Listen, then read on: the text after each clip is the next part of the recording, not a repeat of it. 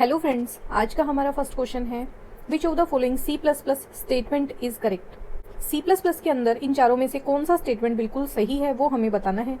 इसमें वैसे बात की गई है पॉइंटर की। देखो यहाँ सब जगह पे पॉइंटर यूज किए गए हैं। तो सबसे पहले तो हम देखते हैं पॉइंटर को इनिशियलाइज कैसे करते हैं, पॉइंटर होता क्या है, पॉइंटर किसकी वैल्यू रखता है, पॉइंटर के अंदर हम क्या सेव कर सकते हैं। ठीक है, देखो आप पॉइंटर को कैसे इनिशियलाइज करोगे, एस्ट्रिक पी, ये एक पॉइंटर आपने इनिशियलाइज कर दिया, बट इसके अंदर आप डेटा क्या रखोगे, डेटा मान लेते हैं। तो पॉइंटर एक ऐसा वेरिएबल है जो हमेशा किसी अदर वेरिएबल का एड्रेस अपने अंदर स्टोर करता है। पॉइंटर के अंदर हम कोई वैल्यू नहीं रख सकते। जैसे अगर मैं 2 स्टोर करना चाहूँ पॉइंटर में तो इनवैलिड, 2.2 करूँ तो इनवैलिड। मुझे पॉइंटर में हमेशा क्या स्टोर करना पड़ेगा, किसी वेरिएबल का एड्रेस। ठीक है, इसका क्या मतलब है, देखो हम बात करते हैं एक मेमोरी की। मेमोरी को मान लेते हैं इस तरीके से दिखाया गया है। यहाँ पे एक ए वेरिएबल है जिसमें डेटा सेव है 8। ए किस तरह का वेरिएबल है, इंटीजर वेरिएबल, डिक्लेयर भी कर देते हैं इंट ए, और ए के अंदर हम वैल्यू देते हैं 8। ठीक है, फिर मेमोरी में कुछ और डेटा भी सेव है, और यहाँ पे हमारा एक पॉइंटर है। पॉइंटर के अंदर क्या डेटा आएगा वो हम बाद में बात करेंगे। ए का एड्रेस मान लेते हैं, लोकेशन है 2002, और ये कुछ और मेमोरी के एड्रेस हैं काफ़ी सारे, और पी पॉइंटर के अंदर जो भी डेटा था उसे सेव करने के लिए हमें मेमोरी में स्पेस मिला 3010। ठीक है, अब हम बात करते हैं पॉइंटर को डिक्लेयर कैसे करेंगे। तो एस्ट्रिक पी ये हमने लगा दिया, ये हमने एक पॉइंटर को इनिशियलाइज कर दिया, बट इक्वल साइन लगाकर अब इसके अंदर वैल्यू क्या रखनी है, यहाँ पे वैल्यू क्या आएगी। तो मैंने आपको बताया डायरेक्ट 8 नहीं लिख सकते, आप 2 नहीं लिख सकते, 3 नहीं लिख सकते। वैल्यू आप पॉइंटर में कुछ भी नहीं लिख पाओगे। क्यों? क्योंकि पॉइंटर एक ऐसा वेरिएबल है जो अदर वेरिएबल का एड्रेस अपने अंदर स्टोर करता है। और आपको एक एड्रेस ऑपरेटर भी ध्यान होगा, ये वाला, ये होता है एड्रेस ऑफ ऑपरेटर, इसका नाम है एड्रेस ऑफ ऑपरेटर। इसी एड्रेस ऑफ ऑपरेटर की सहायता से हम इस एड्रेस को, किसके एड्रेस को, वेरिएबल ए के एड्रेस को स्टोर करवाएंगे पी के अंदर। और सबसे इंपॉर्टेंट बात, ए किस तरह का वेरिएबल है, किस तरह की डेटा अपने अंदर स्टोर करता है। तो ए है एक इंटीजर टाइप का वेरिएबल, इसलिए पॉइंटर को हमें इनिशियलाइज करना पड़ेगा इंटीजर टाइप से। ठीक है, ये होता है पूरा का पूरा इनिशियलाइज करने का तरीका। पॉइंटर आपने इनिशियलाइज किया, बट पॉइंटर एक अदर वेरिएबल का एड्रेस अपने अंदर स्टोर करेगा, इसलिए हमने एड्रेस ऑफ ऑपरेटर की सहायता से ए का एड्रेस सेव करवाया पॉइंटर पी में। और पॉइंटर पी किस तरह का वेरिएबल का डेटा स्टोर करेगा, इंटीजर वेरिएबल का, इसलिए उसे अलग से हमने डिक्लेयर किया कि ये जो पॉइंटर है ये एक इंटीजर टाइप के वेरिएबल का एड्रेस अपने अंदर स्टोर करेगा। यहाँ पे आप बताओ पॉइंटर अपने अंदर क्या वैल्यू रखेगा। तो ए वेरिएबल का एड्रेस कितना है, 2002। इससे आपको ये क्लियर हो गया होगा पॉइंटर एग्जैक्टली अपने अंदर क्या वैल्यू रखता है। पॉइंटर में डायरेक्ट हम कोई संख्या नहीं लिख सकते, कोई कैरेक्टर नहीं लिख सकते, कोई नाम नहीं लिख सकते, स्ट्रिंग नहीं लिख सकते, हमेशा एड्रेस आएगा। और एक छोटी सी चीज़ और, आप जब सी का या सी प्लस प्लस का प्रोग्राम लिखते हो, आपका जो कोड है, कोड एग्जैक्टली मान लेते हैं मेमोरी में कुछ स्पेस लेता है। देन आप जो ग्लोबल वेरिएबल डिक्लेयर करते हो वो भी मेमोरी में थोड़ा बहुत स्पेस लेते हैं। और जो डेटा स्ट्रक्चर आप सेलेक्ट करते हो, स्टैक है, क्यू, लिंक लिस्ट, एरे, जो भी डेटा स्ट्रक्चर आप यूज़ करोगे वो भी मेमोरी में स्पेस लेंगे। और कुछ ऐसा स्पेस होता है जो हमें रन टाइम के ऊपर चाहिए होता है। जब हमारा प्रोग्राम हम रन करते हैं उस टाइम पे हमें कुछ स्पेस चाहिए होता है, इसे बोलते हैं dynamic memory allocation. Dynamic memory allocation का मतलब आप पहले से नहीं बता रहे मेमोरी को कि मुझे इतना स्पेस फिक्स चाहिए, आप मेरा ये स्पेस फिक्स कर दो। आप रन टाइम के ऊपर उसे डिमांड करोगे कि मुझे 2 बाइट का स्पेस दे दो, और आपको हैंड टू हैंड वो स्पेस मिल जाएगा हीप स्टोरेज से। और जैसे ही आपका काम खत्म होगा आप उसको फ्री भी कर दोगे। ठीक है, इस तरह के जो स्ट्रक्चर होता है उसे हम बोलते हैं डायनामिक मेमोरी एलोकेशन। आप डायनामिकली क्या कर रहे हो, रन टाइम के ऊपर मेमोरी को एलोकेट कर रहे हो। और जहां से, जिस मेमोरी की जगह से हम ये डायनामिक मेमोरी एलोकेशन करते हैं, उस मेमोरी के भाग को बोला जाता है हीप स्टोरेज या फिर फ्री स्टोरेज एरिया। अब इस बात से आपको यहाँ पे थोड़ा कोरिलेट करने में दिक्कत नहीं आएगी। नंबर 4 से देखो हम शुरू होते हैं।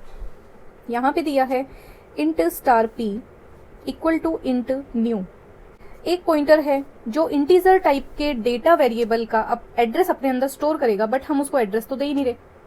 ठीक है, और आगे क्या लगा रहे हैं, इंट, एक इंटीजर टाइप बता रहे हैं हम उसको इंट, और साथ में दे दिया न्यू। न्यू को हम यूज करते हैं डायनामिक मेमोरी एलोकेशन में जब भी आपको कोई वेरिएबल को स्पेस दिलवाना होता है आप न्यू कीवर्ड का यूज करते हो, बट ये डिक्लेरेशन आपकी गलत है, क्योंकि आपको पता है पूरा का पूरा जो सी या C++ का स्ट्रक्चर होता है प्रोग्राम लिखने का वो पूरा फिक्स होता है, उस सबकी जगह फिक्स होती है। तो ये आपका जो भी आपने इनिशियलाइजेशन किया, डिक्लेरेशन किया, ये सब गलत है। यहाँ पे ये ऑप्शन हो जाएगा आपका गलत। बात करें ऑप्शन नंबर 3 की। ऑप्शन नंबर 3 में बोल रहा है कि एक न्यू टाइप का आपने पॉइंटर ले लिया। तो देखो सी में हमें पता है 32 कीवर्ड होते हैं। कीवर्ड का मतलब ऐसे शब्द जिनको आप यूज नहीं कर सकते।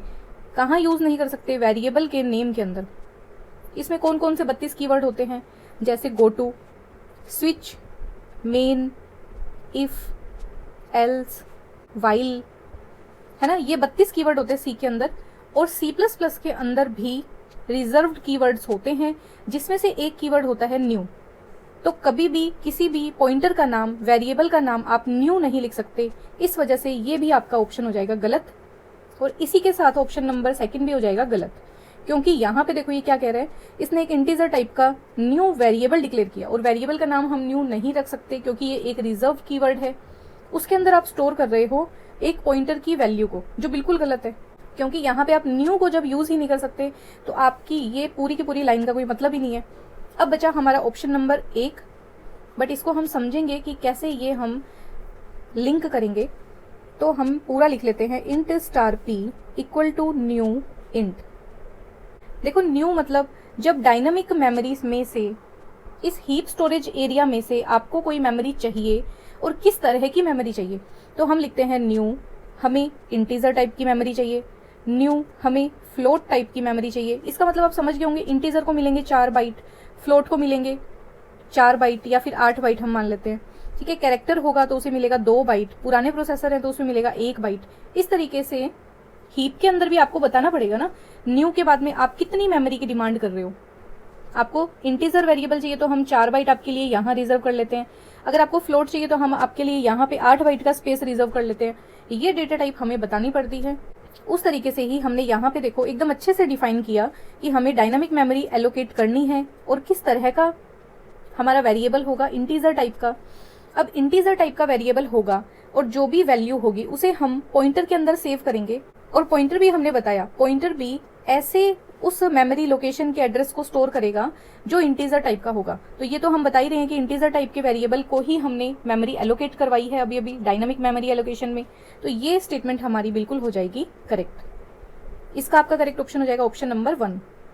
सेकंड नंबर क्वेश्चन है, which of the following CPU registers hold the address of instructions. कौन सी इंस्ट्रक्शन वो बताई है, instruction in the program stored in memory, memory मतलब RAM, to be executed next. अब ये जो लाइन है ना, ये इस पूरे क्वेश्चन के अंदर बहुत बहुत इंपॉर्टेंट है। जिसको इस लाइन का भी अगर मतलब पता है ना, वो भी इस ऑप्शन को सही कर सकता है कि ऐसा कौन सा रजिस्टर है जो अपने अंदर एड्रेस को स्टोर करता है। कौन से एड्रेस को? वह इंस्ट्रक्शन जो एग्जीक्यूट होने वाली है नेक्स्ट। इसमें देखो 2 चीजें हैं जो आपको ध्यान रखनी है। सबसे पहली बात रजिस्टर, तो मैं आपको बता देती हूँ, वापस से रिमाइंड करवाती हूँ। CPU कंबाइंडली होता है, 3 पार्ट्स में डिवाइड किया हुआ होता है। एक होता है ALU arithmetical logical unit, CU control unit, और एक होती है मेमोरी यूनिट। मेमोरी यूनिट मतलब रजिस्टर। रजिस्टर एक नहीं होते, बहुत सारे होते हैं। एड्रेस रखने के लिए मेमोरी एड्रेस रजिस्टर होता है, डेटा रखने के लिए मेमोरी डेटा रजिस्टर होता है, इंस्ट्रक्शंस को रखने के लिए इंस्ट्रक्शन रजिस्टर होते हैं। बीच बीच में जो ALU रिजल्ट देता है, अर्थमेटिकल लॉजिकल ऑपरेशन, जो बीच बीच के रिजल्ट होते हैं, फॉर एग्जाम्पल 2 × 4 भाग 2 + 3, इतनी बड़ी इक्वेशन है। आप इसको कैसे सोल्व करोगे? बोर्डमास नियम के तहत आप इसको सोल्व करोगे। ब्रैकेट करोगे, देन ऑफ मतलब का, डिवाइड, मल्टीप्लिकेशन, एडिशन करोगे, फिर सब्ट्रैक्शन करोगे। यहाँ पे सबसे पहले आपको क्या करना पड़ेगा? सबसे पहले करेंगे हम डिवाइड, 4 को भाग देंगे 2 से, हमारा आंसर आएगा 2। ये जो 2 है ना, वो हम रखेंगे कहाँ पे? एक्यूमुलेटर रजिस्टर में। टेम्परेरली जो हमारे इंटरमीडिएट रिजल्ट आते हैं उसको रखता है, उस डेटा को सेव करके रखता है, एक्यूमुलेटर रजिस्टर सेव करके रखता है। अब आगे वाली इंस्ट्रक्शन कौन सी होगी? 2 मल्टीप्लाई करेंगे 2 से, 2 दूनी 4। अब जो रिजल्ट आया वो यहाँ पे 4 हम सेव कर देंगे, और लास्ट में हमें 4 में प्लस करना है 3, और जो भी रिजल्ट आया 7, उसको भी हम एक्यूमुलेटर में सेव कर देंगे। एक्यूमुलेटर का ये काम होता है, अर्थमेटिकल लॉजिकल यूनिट जब भी बोर्डमास नियम को रूल को फॉलो करते हुए प्लस माइनस एडिशन जो भी करेगी, बीच बीच के जो रिजल्ट आते हैं उसका डेटा ये सेव करके रखता है।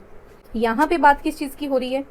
मेमोरी मैंने आपको बताया है कि एक टेप की तरह होती है। ये मान लेते हैं 100 पे कोई इंस्ट्रक्शन है, 101 पे, 103 पे, और ऐसे करते हुए 2000 के ऊपर मेमोरी में डेटा सेव है। हाल फिलहाल मान लेते हैं कि 100 नंबर वाले इंस्ट्रक्शन के ऊपर सीपीयू काम कर रहा है। सीपीयू के अंदर मेमोरी डेटा रजिस्टर में क्या रखा हुआ होगा?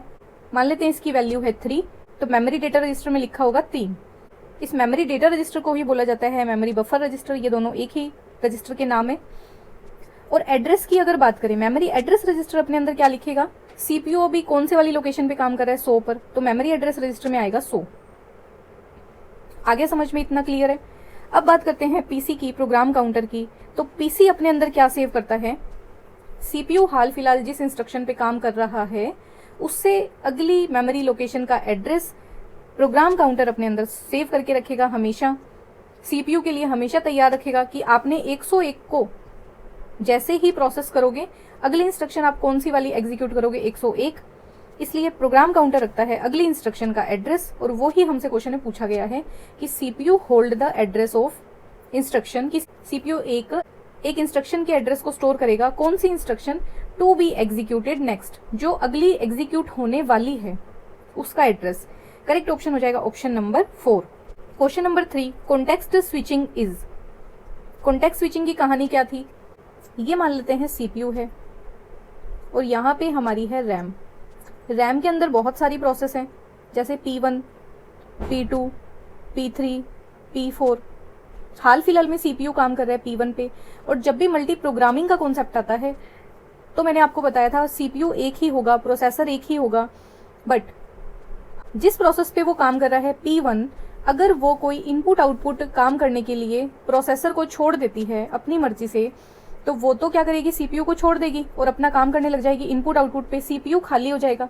बट सीपीयू मल्टी प्रोग्रामिंग में खाली नहीं होता। वो रैम से डिमांड करता है मुझे मेरा अगला काम दे दो, मुझे मेरी अगली प्रोसेस दे दो। रैम उसको P2 एलोकेट कर देगा और सीपीयू या प्रोसेसर इसके ऊपर काम करना शुरू कर देगा और ये काम करता रहेगा। बीच में अगर P1 प्रोसेस पूरी भी हो जाती है तो इस बार P1 को बाहर ही खड़े खड़े वेट करना पड़ेगा और जैसे ही प्रोसेसर P2 को खत्म करेगा, हैंड टू हैंड वो P1 को रिस्पॉन्ड करेगा। एक प्रोसेस से दूसरी प्रोसेस के ऊपर लगातार जंप करना, ये कहलाता है कॉन्टेक्स्ट स्विचिंग। कि सीपीयू क्या कर रहा है? कॉन्टेक्स्ट स्विच कर रहा है। ये मैंने जब आपको ऑपरेटिंग सिस्टम स्टार्ट किया था उस टाइम पे बहुत ही शानदार तरीके से समझाया था, कॉन्सेप्ट बिल्कुल क्लियर कर दिए थे कि कैसे प्रत्येक प्रोसेस का जो पीसीबी होता है, प्रोसेस कंट्रोल ब्लॉक होता है, वो P1 जब सीपीयू से बाहर जाता है तो सीपीयू भी क्या करता है, प्रोसेसर भी क्या करता है, P1 का पीसीबी बाहर निकाल देता है और P2 प्रोसेस पे काम करना शुरू करते ही सबसे पहले P2 प्रोसेस का पीसीबी अपने अंदर लोड करता है, फिर उसके ऊपर काम करना शुरू करता है। तो डेफिनेशन के अकॉर्डिंग हम ऑप्शन पढ़ते हैं। कॉन्टेक्स्ट स्विचिंग क्या होती है? Changing priority of a process to swap. कि जब हम प्रोसेस को स्वैप करते हैं उस टाइम पे हम जब प्रोसेस की प्रायोरिटी को चेंज कर दें, वो होता है कॉन्टेक्स्ट स्विच। तो देखो प्रायोरिटी की तो हमने कोई बात ही नहीं की। सेकेंड ऑप्शन है converting a process into thread. आप एक प्रोसेस को थ्रेड में कन्वर्ट कर दोगे, इस कन्वर्जन को हम बोलते हैं कॉन्टेक्स्ट स्विच। तो हमने ऐसी भी कोई बात नहीं की। ये दोनों ही ऑप्शन गलत हैं। तीसरी है असाइनिंग अदर प्रोसेस और थ्रेड टू अ प्रोसेसर। किसी प्रोसेसर को कोई अदर प्रोसेस असाइन करना, वो कहलाता है कॉन्टेक्स्ट स्विचिंग। तो हाँ, ये हमारा ऑप्शन बिल्कुल करेक्ट है। और फोर्थ ऑप्शन दे रहे स्विच बिटवीन टू कॉन्टेक्ट। देखो कॉन्टेक्ट की तो यहाँ पे मैंने कोई बात ही नहीं की, ये ऑप्शन भी बिल्कुल गलत है। कि प्रोसेसर जब किसी एक प्रोसेस पे काम कर रहा है उसे कोई अदर प्रोसेस असाइन करना ताकि सीपीयू बिजी रहे, सीपीयू अपना काम करता रहे, हम सीपीयू का मैक्सिमम यूटिलाइजेशन कर पाए, इस वजह से हम कॉन्टेक्स्ट स्विचिंग करते हैं। करेक्ट ऑप्शन हो जाएगा हमारा 3। यहाँ पे 2 वर्ड यूज हुए हैं, एक है प्रोसेस और एक है थ्रेड। क्वेश्चन कंफर्म आता है एग्जाम में, इसलिए मैंने थोड़ा सा शॉर्ट फॉर्म में दोनों को डिस्क्राइब कर दिया। आप इसको यहाँ पे देख लेना, ये आपके काम आएगा और इसमें से एक आधा क्वेश्चन हमें देखने को मिल जाता है। देखो प्रोसेस क्या होती है और थ्रेड क्या होता है, इसे हम समझेंगे। बहुत इजी है, एक बार आपने पढ़ लिया, आपको दोबारा मुझे नहीं लगता रिवाइज भी करने की जरूरत है। तो भी आपको 6-7 ऑप्शन दिख रहे हैं, इनमें से मैं आपको 2 चीजें बताऊंगी जो आपको बिल्कुल याद रखनी है और वो आपको एग्जाम में देखने को भी मिलेगी। देखो प्रोसेस का मतलब क्या होता है? एक प्रोग्राम जो कि अभी अंडर एग्जीक्यूशन है। ये तो हम स्टार्टिंग से पढ़ रहे हैं कि प्रोसेस क्या होती है। A program under execution is called process.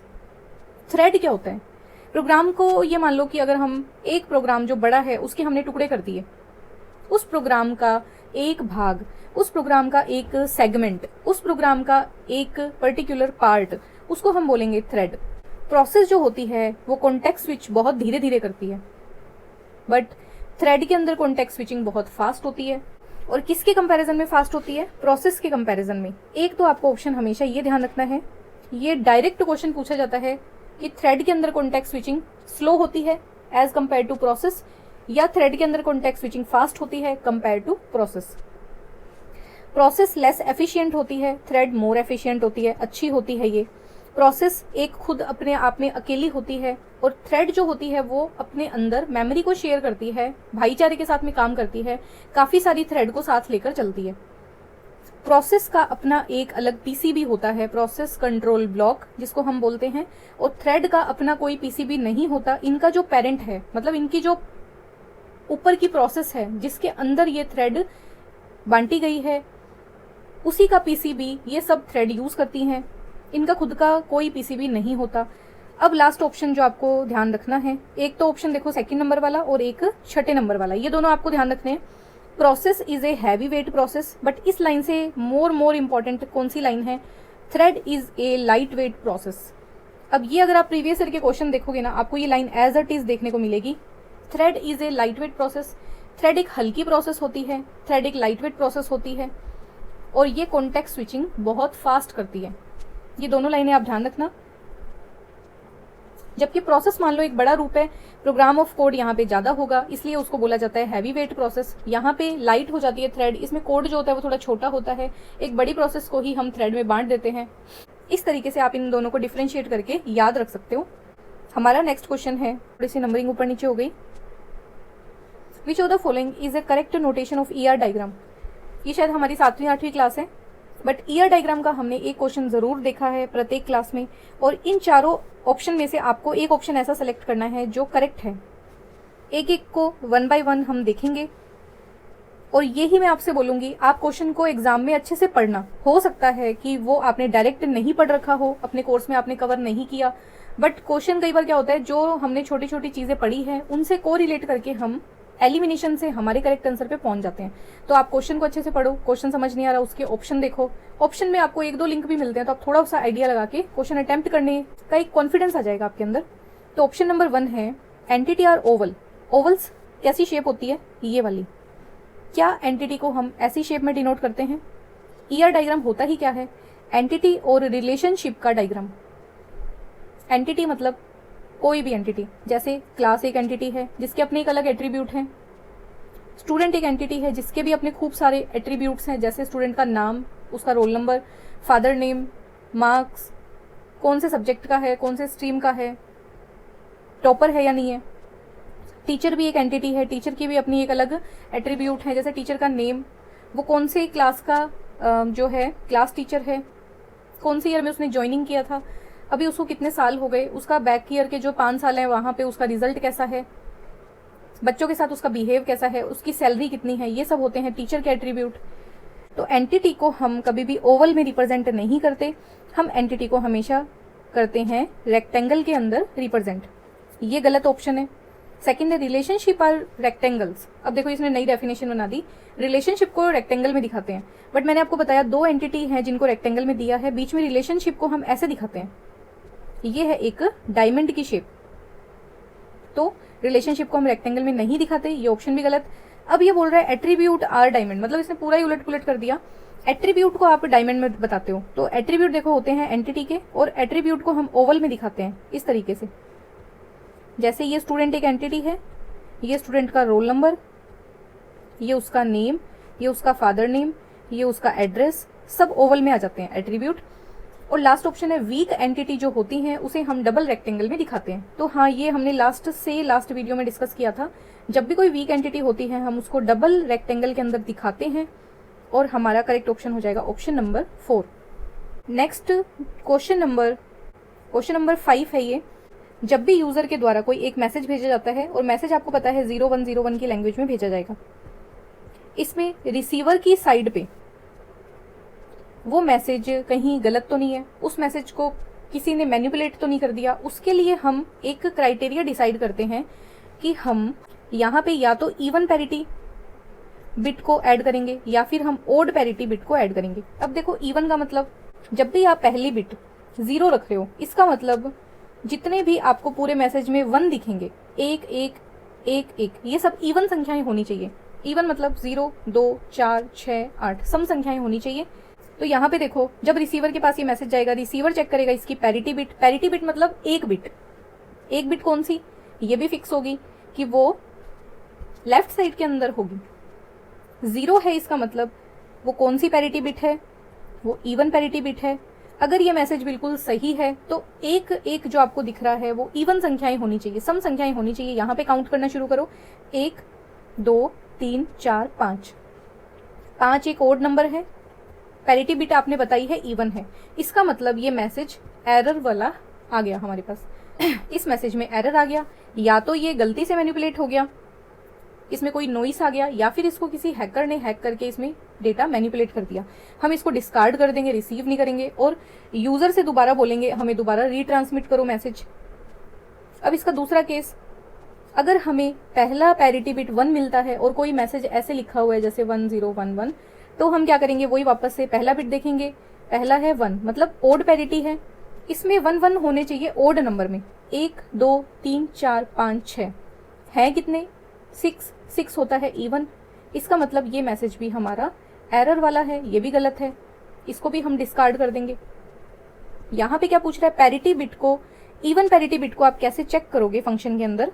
तो जो भी डेटा पास किया जाएगा with even number of ones, आप जो नंबर पास करोगे, आप जो डेटा पास करोगे उसमें इवन नंबर ऑफ वंस होने चाहिए, वो ही होता है इवन पैरिटी बिट। और इसमें फर्स्ट ऑप्शन ही हमारा है बिल्कुल सही। कोई भी डेटा पास करेंगे विद ओड नंबर से हम इवन पैरिटी को चेक नहीं कर पाएंगे, ये गलत। और 0 तो देखो हम दोनों में ही कंसीडर नहीं करेंगे, हम हमेशा 1 को चेक करेंगे। अगर 1 की संख्या इवन है, आगे भी इवन है, तो मैसेज सही है, इवन का मतलब 0 है। और अगर आगे की संख्या इवन है मतलब 0 है, बट पीछे की संख्याएं हमारी 5 ओड है, इसका मतलब मैसेज गलत है। करेक्ट ऑप्शन हो जाएगा ऑप्शन नंबर 1। 6th नंबर का हमारा क्वेश्चन है, which of the following cables support highest bandwidth and fast transmission rate. आप इनमें से कौन सी एक केबल है जिसकी सहायता से बैंडविड्थ हाईएस्ट ले सकते हो और डेटा की ट्रांसमिशन की जो रेट है वो आपको ज्यादा से ज्यादा मिलेगी। ट्विस्टेड पेयर केबल नंबर 1 पे। तो इसमें क्या है, केबल की कैटेगरी में इसमें हम सबसे ज्यादा स्लो डेटा ट्रांसमिशन करते हैं। कोएक्सियल में मैंने आपको एग्जांपल दिया था डिश टीवी का, वहां पे हम इस केबल का यूज करते हैं ब्रॉडकास्टिंग के अंदर। यूटीपी ट्विस्टेड पेयर का ही एक टाइप है, अनशील्डेड ट्विस्टेड पेयर। तो ट्विस्टेड पेयर तो सबसे कम हो जाएगी, और इसी की एक टाइप है यूटीपी, दूसरा टाइप है STP, shielded twisted pair. UTP से थोड़ी बेटर होती है ये, बट इन सब से फास्ट होगी कोएक्सियल, और इनमें भी सबसे फास्ट हो जाएगी फाइबर ऑप्टिक केबल, जो डेटा को लाइट के सिग्नल के अंदर, लाइट के माध्यम से डेटा को ट्रांसफर करती है। हाईएस्ट डेटा रेट होता है इसमें, और बैंडविड्थ हमें ज्यादा से ज्यादा मिलती है, डेटा हम फास्टली ट्रांसमिट कर सकते हैं। करेक्ट ऑप्शन हो जाएगा option number 4। Question number 7, the processor dash and IO devices, कि एक तो प्रोसेसर है यहाँ पे, एक कुछ और है, और एक है IO devices are interconnected by means of a common bus, कि कोई एक ऐसी कॉमन बस है जिसके माध्यम से आप इन तीनों को इंटरकनेक्ट करते हो। और तीनों क्या क्या, एक तो आपका प्रोसेसर है, एक आपकी आईओ डिवाइसेस है, और तीसरी चीज ये हमसे पूछना चाह रहा है, आप इन तीनों को इंटरकनेक्ट करते हो, आपस में जोड़ के रखते हो। तो देखो तीसरी चीज है मेन मेमोरी। इसको अगर हम डायग्राम से भी समझें तो ये डायग्राम भी मैंने आपको बताया था, मेन मेमोरी होती है यहाँ पे और सीपीयू होता है यहाँ पे। ये दोनों आपस में जिस बस के माध्यम से कनेक्टेड होते हैं उसे हम बोलते हैं सिस्टम बस, और मेन मेमोरी से ही डायरेक्ट कनेक्टेड होती हैं आईओ डिवाइसेस। ठीक है, इसका भी आप ध्यान रखना, आप जो भी इनपुट दोगे वो सबसे पहले आएगा मेन मेमोरी में, और आपके पास कोई भी आउटपुट आएगा वो सबसे पहले आएगा मेन मेमोरी में, देन आपको वो आउटपुट स्क्रीन के ऊपर दिखेगा। इन तीनों को आपस में इंटरकनेक्ट किया हुआ होता है। करेक्ट ऑप्शन हो जाएगा option number 4। Question number 8, during the FTP session the data connection may be opened. FTP के बारे में आप क्या क्या चीजें जानते हो। सबसे पहले इसका नाम है फाइल ट्रांसफर प्रोटोकॉल, जब भी आपको इंटरनेट के माध्यम से फाइल को ट्रांसफर करना है, फाइल को एक जगह से दूसरी जगह पे भेजना है, तब हम इस प्रोटोकॉल का यूज करते हैं। यहाँ पे 2 कनेक्शन एस्टेब्लिश किए जाते हैं, इस चीज का भी आप ध्यान रखना। पहला कनेक्शन जो होता है वो होता है कनेक्शन एस्टेब्लिश के लिए, उसके ऊपर कनेक्शन बना रहता है कंटिन्यू, और दूसरा जो कनेक्शन होता है वो होता है फाइल को ट्रांसफर करने के लिए। अब देखो, हमें एक प्रोटोकॉल यूज करना है फाइल को भेजने के लिए, FTP। FTP अपने अंदर 2 तरह के प्रोटोकॉल यूज करता है, पहला कनेक्शन बना के रखता है और दूसरी लाइन से वो डेटा को भेजता है। आप ये मान लो कि ये तो है सेंडर और ये है हमारा रिसीवर। जब भी फाइल ट्रांसफर आप कोई करोगे, यहाँ पे 2 कनेक्शन एस्टेब्लिश होंगे, पहला कनेक्शन और दूसरा कनेक्शन। ये कनेक्शन होता है ताकि ये दोनों आपस में कनेक्टेड रहें, ऑनलाइन दिखते रहें। ये मान लो ये फेसबुक, ये दोनों व्हाट्सएप पे बात कर रहे हैं और दोनों को एक दूसरे का स्टेटस दिख रहा है ऑनलाइन। इसका मतलब आप दोनों क्या है, कनेक्शन बना के रखे हुए हो, दोनों अभी ऑनलाइन हो, दोनों आप नेट पे कनेक्टेड हो। और दूसरा कनेक्शन क्या काम में आता है, आपके डेटा को सेंड करने के लिए। तो 2 प्रोटोकॉल आपने यूज किए। कनेक्शन एस्टेब्लिश करने के लिए आपने जो प्रोटोकॉल यूज किया वो डिफाइंड है पोर्ट संख्या 21 पर, और जिस कनेक्शन के माध्यम से आप डेटा को ट्रांसफर करते हो वो प्रोटोकॉल है पोर्ट संख्या 20 पर डिफाइंड। जो हम नेटवर्किंग कर रहे हैं उसमें हम अच्छे से समझेंगे पोर्ट वगैरह ये क्या होते हैं। आपको भी ध्यान रखना है, फाइल ट्रांसफर प्रोटोकॉल 20 और 21 2 तरह के प्रोटोकॉल यूज करता है।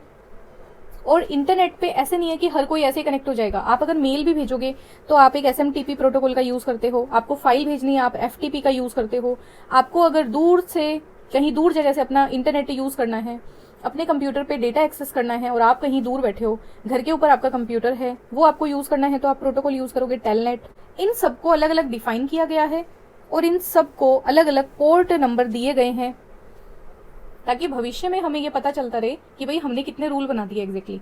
जैसे हमारे संविधान के अंदर जितने भी आर्टिकल है वो क्यों लिखे गए हैं, ताकि हमको रिटर्न के अंदर सारे आर्टिकल पता चलें कि हमारे संविधान के अंदर इतने फिक्स आर्टिकल हैं और इतने सारे रूल्स हमने बना रखे हैं। वैसे ही अगर पोर्ट्स की बात करें तो वेल नोन पोर्ट अभी तक अगर हम बात करें 1024 के आसपास हम रूल्स बना चुके हैं और बाकी आगे कंटिन्यू है। जैसे जैसे नई टेक्नोलॉजी आएगी हम उन पोर्ट्स को आगे आने वाले रूल्स हैं उनको डिफाइन करते रहेंगे। FTP के लिए आपको 2 पोर्ट्स याद रखने हैं, 20-21। 21 होता है कनेक्शन बनाने के लिए, 20 होता है डेटा ट्रांसफर करने के लिए। क्वेश्चन नंबर 9 है data security threads include. Data security की अगर हम बात करें उसके अंदर क्या क्या चीजें इंक्लूड रहती हैं, तो क्या हार्डवेयर फेलियर को हम डेटा सिक्योरिटी बोलेंगे? ये गलत है, ये गलत होती है, ऑल वाला ऑप्शन भी गलत है। और थर्ड बोल रहा है कि फ्रॉडलेंट मैनिपुलेशन ऑफ डेटा, ये हो गया कि आपका डेटा किसी ने मैनिपुलेट कर दिया। और ऑप्शन नंबर 1 बोलता है प्राइवेसी इन्वेशन। प्राइवेसी इन्वेशन मतलब आपकी जो निजता है उसके साथ कोई छेड़छाड़ हुई है, आपकी जो प्राइवेसी थी, आपकी जो बिल्कुल कॉन्फिडेंशियल इंफॉर्मेशन थी उसके साथ में छेड़छाड़ की गई है। और एग्जैक्टली डेटा सिक्योरिटी थ्रेट जो होता है, मतलब एक डेटा सिक्योरिटी को लेके जो एक थ्रेट होता है, धमकी होती है, आपका जो डेटा है उसका कोई मिसयूज कर रहा है, उसके साथ में थ्रेट हो गया, चोरी हो गया, वो आपको धमकियां मिल रही है उस वजह से कि आपको अगर ये डेटा वापस लेना है तो आप मुझे इतने रुपए दे दो, कोई गलत काम भी करवा सकते हैं। ये सब चीजें आती है प्राइवेसी इन्वेशन के अंदर। मतलब ये निजता का, आपकी गोपनीयता का, आपकी गोपनीय सूचनाओं का इन्वेशन है। या अगर एग्जैक्टली बात करें तो आपकी जो गोपनीय सूचनाएं थी, प्राइवेट सूचनाएं थी, उनके ऊपर किसी का आक्रमण हो गया है ना, इन्वेशन ये हो गया। यहाँ पे करेक्ट ऑप्शन हो जाएगा प्राइवेसी इन्वेशन। और डेटा मैनिपुलेशन तो क्या होता है, जो डेटा है उसके अंदर कुछ चेंज कर देना, उसको मैनिपुलेट कर देना। ये डेटा सिक्योरिटी थ्रेट के अंदर नहीं आता है ना, ये आ सकता है आपके डेटा के साथ में कुछ छेड़छाड़ करने के लिए। बट अगर हम थ्रेट की बात करें, धमकियों की बात करें, सिक्योरिटी की बात करें, करेक्ट ऑप्शन हो जाएगा हमारा प्राइवेसी इन्वेशन। मतलब जो भी सूचनाएं थी, जो भी गोपनीय प्राइवेट सूचनाएं थी, उनके ऊपर आक्रमण हो गया, उनका इन्वेशन हो गया। तो बिल्कुल करेक्ट ऑप्शन होता है ऑप्शन नंबर 1। आज का हमारा लास्ट क्वेश्चन है, बहुत प्रैक्टिकल बड़े बड़े क्वेश्चन हमने कर लिए। एक छोटा सा क्वेश्चन है, the topology with highest reliability. एक ऐसी टोपोलॉजी आपको बतानी है जो हाईएस्ट रिलायबल है, सबसे ज्यादा रिलायबल है, सबसे ज्यादा विश्वसनीय है, जिसके ऊपर हम विश्वास कर सकते हैं। देखो एक ऑप्शन तो आपका देखते कट है, बाय टोपोलॉजी तो कुछ होता ही नहीं। बात करें स्टार की, कैसी होती है इसका स्ट्रक्चर, बीच में एक हब या फिर हम बात करें स्विच हो सकता है, आसपास में हमारी नोड्स कनेक्टेड होती है, इसमें दिक्कत क्या है, अगर आपका बीच वाला हब खराब हो गया, पूरा सिस्टम बंद, पूरा सिस्टम ठप, कम्युनिकेशन बंद, ये हमारे लिए रिलायबल नहीं है। रिंग टोपोलॉजी में भी अगर हम पूरी बात करें स्ट्रक्चर की, इस तरह से एक रिंग के अंदर हम कंप्यूटर को कनेक्टेड करते हैं। अब आप ये मानो एक ही दिशा में जानकारी जा रही है, अगर बाय चांस ये कंप्यूटर खराब हो जाए या एक वायर खराब हो जाए, पूरा कम्युनिकेशन ठप हो जाएगा, कोई काम का नहीं रहेगा। बात करें मैश टोपोलॉजी की, प्रत्येक कंप्यूटर अपने आप में एक अलग से कंप्यूटर है, और कनेक्शन की बात करें तो प्रत्येक कंप्यूटर आपस में कनेक्टेड होते हैं एक अलग से वायर के थ्रू। हाईएस्ट रिलायबल की बात करें तो होती है मैश टोपोलॉजी, और ये एक बहुत ही कॉमन बेसिक क्वेश्चन है। बहुत सारे एग्जाम में जहाँ पे बेसिक क्वेश्चंस आते हैं ये पूछा भी जाता है। आपको भी अपने एग्जाम के अकॉर्डिंग ये ध्यान रखना है। हाईएस्ट रिलायबल टोपोलॉजी की बात करेगा तो सबसे बढ़िया टोपोलॉजी मानी जाती है मैश। आज का वीडियो आपको कैसा लगा आप मुझे जरूर बताएं, और अगर चैनल को सब्सक्राइब नहीं किया है अभी तक तो प्लीज कर लें। वीडियोस अच्छी लगी तो लाइक करें, और साथ में अपने जो भी फ्रेंड्स हैं जो इस तैयारी को कर रहे हैं, जो ये एग्जाम देना चाहते हैं, अपनी तैयारी को चेक करना चाहते हैं, उनके साथ में ये वीडियो जरूर शेयर करें। मिलते हैं नेक्स्ट वीडियो में। Thanks for watching.